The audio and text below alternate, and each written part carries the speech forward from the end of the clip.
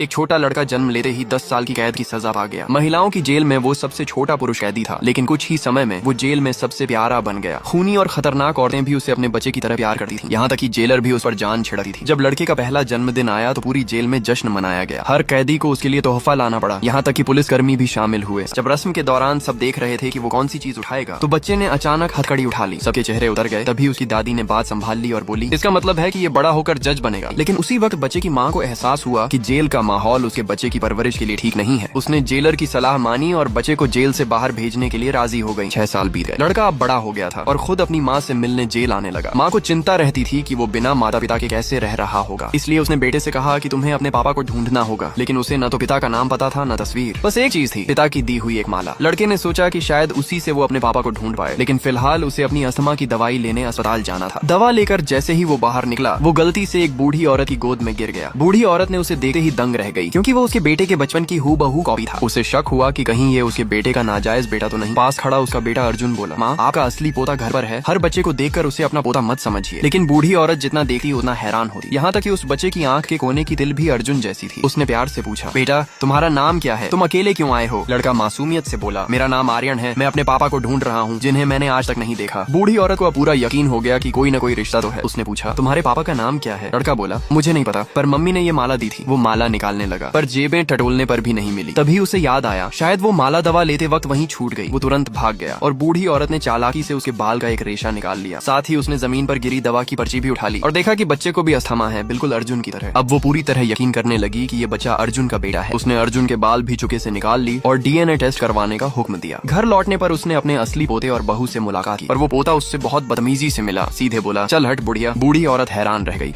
और बहू शर्म से पानी पानी हो गई। दरअसल